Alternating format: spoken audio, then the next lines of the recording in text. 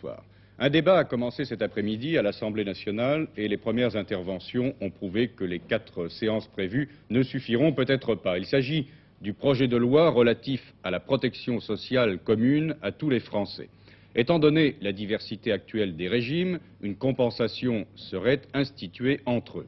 C'est en fait toute la réforme de la sécurité sociale dont il s'agit, un projet qui rencontre une certaine opposition de la part des centrales syndicales, des partis de gauche et de diverses organisations familiales et sociales. Si elle était votée, cette réforme entrerait en application le 1er janvier 1975. François Got nous en rappelle le contenu, quelque peu modifié depuis son adoption par le Conseil des ministres lors de sa tenue à Lyon. Regardez bien ces allumettes et vous allez comprendre ce qu'est exactement le système de compensation entre les différents régimes de sécurité sociale. Un système, il est vrai, un peu complexe, car il n'existe pas une seule et unique sécurité sociale, il existe plusieurs régimes. Or, ces différents régimes sont déséquilibrés l'un par rapport à l'autre. Regardez bien. Ici, vous avez le régime général des salariés, 67% de la population française. Puis à côté, on trouve le régime agricole, 18%. Troisième régime, celui des commerçants, artisans et professions libérales, 8%. Enfin, les régimes spéciaux des mineurs et des cheminots, 5%. Alors, entre ces différents régimes, c'est un peu comme entre le pot de terre et le pot de fer. Le nombre des salariés s'accroît d'année en année, renforçant le régime général, tandis que l'effectif des commerçants, des mineurs ou des agriculteurs est en constante diminution. En fait, d'un régime à l'autre, à cause justement de ces déséquilibres démographiques, l'écart entre les prestations ou l'écart entre les retraites varie parfois du simple au double.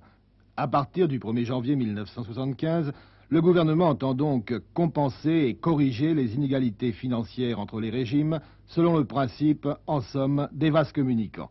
Exemple, le régime général, le plus puissant, compensera les autres régimes pour 4 milliards de francs en 1975. Mais bien sûr, le régime général ne fera pas cadeau de ces 4 milliards de francs aux autres régimes. Cette charge nouvelle lui sera intégralement remboursée par l'État.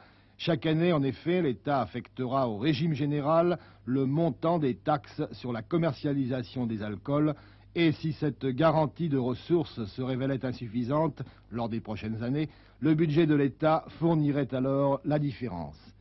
Deux précisions importantes pour terminer, deux précisions apportées hier par Michel Durafour, le ministre du Travail.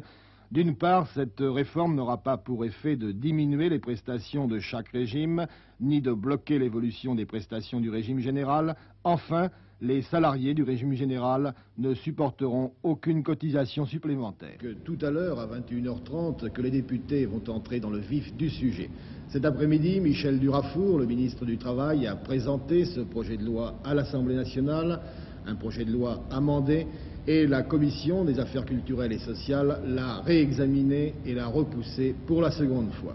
En fait, ce projet gouvernemental se heurte à une forte opposition. Bien sûr, ce n'est pas la généralisation de la sécurité sociale à tous les Français qui fait se lever les boucliers. Le véritable différend se situe ailleurs, il porte sur le système de financement. C'est un coup au régime général de la sécurité sociale, affirment les opposants, et à travers ce projet, disent-ils, les salariés paieront pour les autres.